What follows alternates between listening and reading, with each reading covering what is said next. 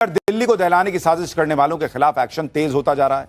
जिस आतंकी उमर ने दिल्ली में ब्लास्ट किया था, आज उसके घर को धमाके के साथ मिट्टी में मिला दिया गया।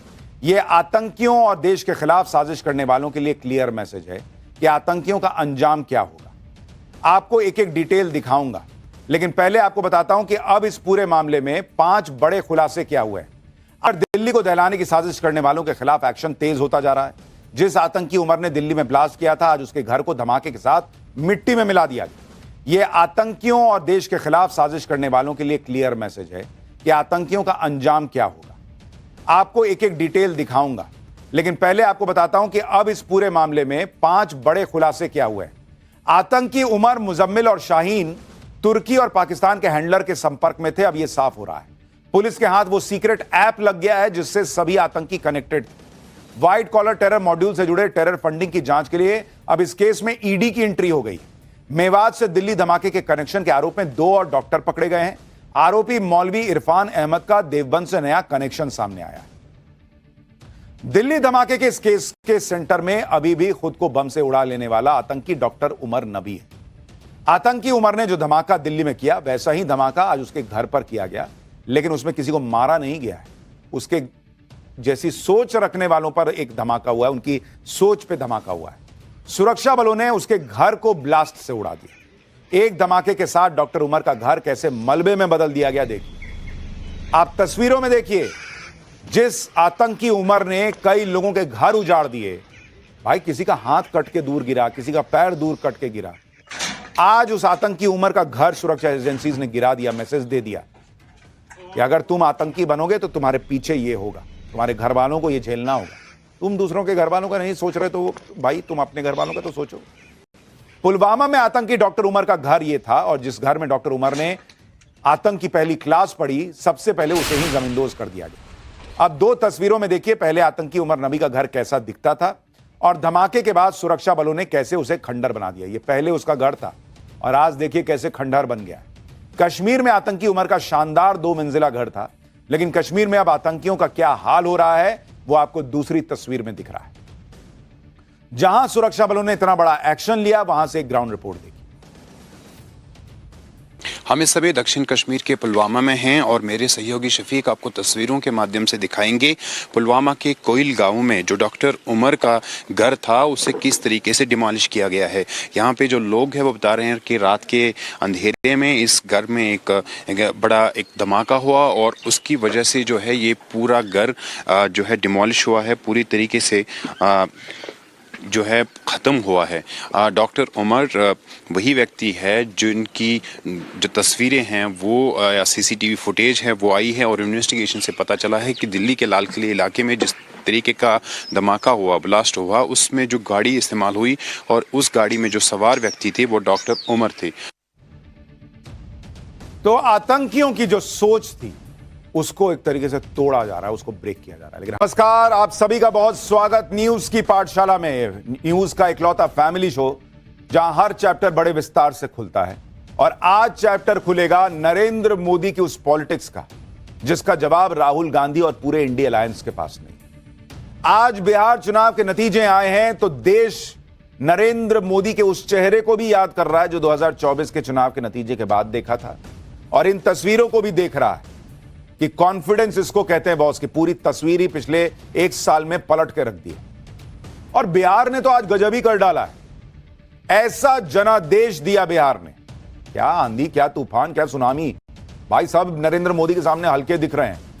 नरेंद्र मोदी ने गर्दा उड़ा दिया है बॉस, और ऐसा गर्दा उड़ा दिया कि उधर नरेंद्र मोदी की डबल सेंचुरी हो गई, इधर राहुल गांधी और इंडी गठबंधन सीट के लिए तरस रहे हैं कि देख तो भाई तेरे पास कुछ सीट है। क्या जबरदस्त नतीजे आए हैं बिहार के। विपक्ष साफ ही हो गया। वो सारे नैरेटिव जो नरेंद्र मोदी के खिलाफ राहुल गांधी और इंडी गठबंधन लगातार बना रहा था, वो सारे नैरेटिव बिहार के इस रिजल्ट से नरेंद्र मोदी ने एक बार में धुआं कर दिया। और नरेंद्र मोदी का यही स्टाइल है, राहुल गांधी इधर से उधर घूम घूम के बोलते हैं, नरेंद्र मोदी रिजल्ट में बोलते हैं कि लो आवाज नीचे। राहुल गांधी और इंडी गठबंधन को लग रहा था कि 2024 के चुनाव से उन्होंने नरेंद्र मोदी को कमजोर कर दिया, लेकिन आप देखिए कि 2024 के बाद से नरेंद्र मोदी ने जो कमबैक किया है वो पॉलिटिकल पंडितों के लिए भी सीखने लायक। आज बिहार जीता, इससे पहले दिल्ली, महाराष्ट्र, हरियाणा एक के बाद एक चुनाव जीतते चले जा रहे हैं। और यह भी कोई मामूली जीत नहीं दर्ज कर रहे हैं, हर बार पिछली जीत से बड़ी जीत। इंडी गठबंधन के नैरेटिव को तोड़ते चले जा रहे हैं, रिकॉर्ड पे रिकॉर्ड बनाते चले जा रहे हैं। और अगर आप मोदी मैजिक को देखेंगे, दिल्ली में कोई सोच नहीं सकता था कि केजरीवाल को कोई हरा सकता है। केजरीवाल खुद माने बैठे थे बॉस कि मैं शीश महल से ना निकलता, मैं तो यहीं रहूंगा। 10 साल लगे लेकिन केजरीवाल को आउट कर दिया। बिहार में कोई सोच नहीं सकता था कि 20 साल के राज के बाद इतना बड़ा मैंडेट आ जाएगा कि 200 पार चला जाएगा मामला। भाई सीट ही 243 है और गठबंधन को आ गया है 200 पार, तो दूसरा तो खत्म ही ना हो गया। लेकिन यह अकल्पनीय काम भी नरेंद्र मोदी और नीतीश कुमार ने मिलकर कर डाला। हरियाणा में तीसरी बार सत्ता में आ गए, महाराष्ट्र में जबरदस्त जीत हासिल कर ली। नरेंद्र मोदी अपने ही रिकॉर्ड तोड़ते चले जा रहे हैं, नए रिकॉर्ड बनाते जा रहे हैं। उधर राहुल गांधी भी एक रिकॉर्ड बनाते चले जा रहे हैं, और वो रिकॉर्ड है एक के बाद एक चुनाव हारने का।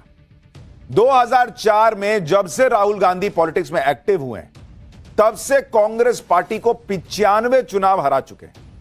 95 बॉस। राहुल गांधी रिकॉर्ड बनाने की कगार पे हैं, सेंचुरी ठोकने वाले हैं बॉस। कांग्रेस उनके रहते हुए 95 चुनाव हार गई, मात्र 5 बचे हैं, सेंचुरी हो जाएगी। 96वां उनका मान के चलिए बंगाल में होगा ही, वहां तो उनका खत्म मामला है। तो बस 4 बचेगा। उसके बाद राहुल गांधी की जय जयकार करेगा पूरा इकोसिस्टम कि सर आप 100 हरा दिए। बिहार चुनाव ने राहुल गांधी और इंडी गठबंधन के सारे नैरेटिव को ध्वस्त कर दिया। देखिए राहुल गांधी क्या क्या नहीं बोले वोट चोरी का मुद्दा है। पब्लिक ने बिहार की कहा कि हटाओ इसको, देखो डस्टबिन में ये मुद्दा मेरे लिए नहीं है, वोट चोर गद्दी छोड़। अरे आप छोड़ो भाई, हटो रास्ते से। उन्होंने कहा नरेंद्र सरेंडर, इसका नैरेटिव राहुल गांधी ने चलाया, रिजेक्ट, हटाओ इसको, खत्म करो मामला। जेन जी की बात की, युवाओं ने मोदी पे ही भरोसा कर दिया उल्टा, जेन जी मोदी के लिए वोट दे दे के चलाया। 20 साल की एंटी इनकम्बेंसी की बात की, यहां उल्टे प्रो इनकम्बेंसी चल रही है बॉस, पब्लिक छोड़ने को तैयार नहीं है। ये बढ़िया ही काम चल रहा है, तुम्हारी गाड़ी में काहे बैठना है। सबको सरकारी नौकरी देने पर किसी ने भरोसा ही नहीं किया। तो क्रेडिबिलिटी का भी है इशू उन लोगों का कि राहुल गांधी जो बोलते हैं उस पर लोगों को भरोसा नहीं होता। तेजस्वी यादव ने ऐसा बोल दिया कि उनका बस चलता तो कहते कि तुम लोग को एक एक को मंगल ग्रह पे घर दे दूंगा। पब्लिक समझ गई कि ओ घुमा रहा है आदमी। जलेबी छानने से वोट नहीं मिलता बॉस। बिहार की जनता सुबह सुबह बोरे बोरे कचौड़ी जलेबी निपटा देती है, वैसे ही जलेबी छानने वालों को निपटा दिया। बिहार की जनता ने इंडी गठबंधन का सारा नैरेटिव ही गिरा दिया भाई। दूसरी तरफ पब्लिक ने पीएम मोदी के नैरेटिव पर अपनी मुहर ठोक दी। भाई ऑपरेशन सिंदूर के बाद पहला चुनाव था, बम्पर जीत। यानी ऑपरेशन सिंदूर को जो लोग कह रहे थे कि अरे भारत की सेना ने तो कुछ किया ही नहीं, मोदी ने सरेंडर कर दिया, पब्लिक ने कहा कि बहुत जबरदस्त पाकिस्तान को मारा, ये आदमी हमको पसंद है। जीएसटी के फैसले के बाद पहला चुनाव, धमाकेदार जीत, लोगों के खाते में सीधे पैसे देना, उससे इस पर इंपैक्ट पड़ा। महिला सशक्तिकरण के लिए काम किया, उसका इस धमाकेदार जीत में रोल बताया जा रहा है। बिहार में नरेंद्र मोदी की इस बम्पर जीत ने इंडी गठबंधन की दूसरी पार्टियों में भी खलबली मचा दी, क्योंकि भाई उनको दिख रहा है बिहार के बाद अब बंगाल, वहां सबकी नजर है, फिर यूपी, वहां सबकी नजर है। अखिलेश यादव से लेकर ममता बनर्जी सबको लग रहा होगा कि अब यूपी बंगाल में क्या होगा, क्योंकि नरेंद्र मोदी का जो बुलडोजर चल रहा है वो तो गिराता चला जा रहा है मामला। अखिलेश यादव का डर तो आज जाहिर भी हो गया। बिहार चुनाव के नतीजों का कंप्लीट विश्लेषण आपको दिखाऊंगा। यूपी बिहार में क्या हलचल मच गई है, राहुल गांधी को लेकर क्या कांग्रेस पार्टी के अंदर बगावत होने वाली है, कांग्रेस पार्टी क्या टूटने वाली है, मोदी ने आज क्या क्या बोला है इस जीत के बाद, बिहार में इस बम्पर जीत के पीछे का असली कारण क्या है, नरेंद्र मोदी कौन सा MY फैक्टर ले आए हैं, पूरा विश्लेषण उसका चैप्टर आज खोलूंगा। लेकिन पहले जो आज दिन भर हुआ है उसकी एक झलक देखिए।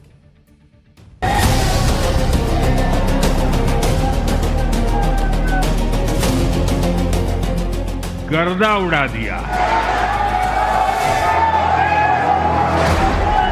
माय फॉर्मूला दिया है, और ये है महिला और यूथ।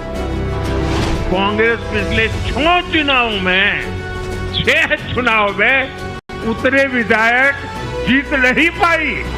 हो सकता है कि आगे कांग्रेस का एक और बड़ा विभाजन हो। बिहार ने बंगाल में भाजपा की विजय का रास्ता भी बना दिया है।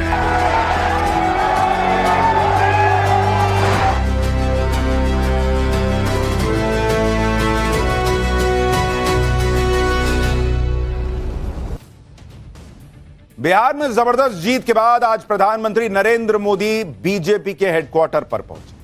वहां पर उनका जबरदस्त स्वागत हुआ और नरेंद्र मोदी ने वहां पर जबरदस्त स्पीच भी दी, जिसमें कांग्रेस की तो क्लास लगाई ही, दूसरे इंडी गठबंधन की पार्टियों की में भी खलबली मचा दी। उसके बारे में आपको आगे विस्तार से दिखाऊंगा, लेकिन पहले देखिए कि नरेंद्र मोदी आज जब बीजेपी के हेडक्वार्टर गए तो कैसे गमछा लहरा रहे थे। ऐसा नहीं है कि चुनाव में कर दिया, भूल गए।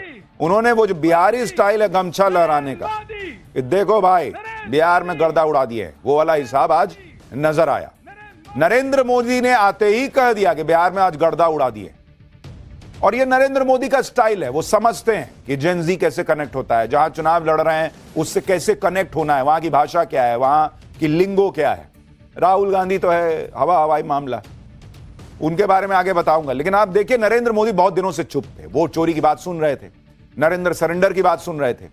आज जब बिहार का रिजल्ट आया और उसमें राहुल गांधी बाकी सब बह गए, दिख नहीं रहे हैं, तब नरेंद्र मोदी ने चुन चुन के जवाब दिया और ऐसी क्लास लगाई कि कांग्रेस और इंडी गठबंधन के कान से धुआं फेंक दिया होगा। नरेंद्र मोदी ने राहुल गांधी को बता दिया कि जेनजी करने से जेनजी साथ नहीं आता है। बिहार के युवाओं ने राहुल गांधी पे भरोसा नहीं किया, मोदी पे भरोसा किया है। पीएम मोदी ने वोट चोरी का राग गाने वाले राहुल गांधी को बता दिया कि चुनाव विजन से जीते जाते हैं, नेगेटिव पॉलिटिक्स से वोट नहीं पड़ता है। पीएम मोदी ने विपक्ष के वोट चोरी के आरोपों की यह कहकर हवा निकाल दी कि विपक्ष ने एक भी रीपोलिंग की अपील नहीं की। पीएम मोदी ने राहुल गांधी को भी चेता दिया कि ऐसा ही चला तो फिर से कांग्रेस में विभाजन हो जाएगा। उन्होंने ममता बनर्जी को भी वार्निंग दे दी कि बंगाल में भी जंगल राज को उखाड़ फेंकेंगे। सुनिए वोट चोरी चिल्लाने वाले विपक्ष को आज नरेंद्र मोदी ने कैसे इस जीत के बाद तगड़ा जवाब दिया।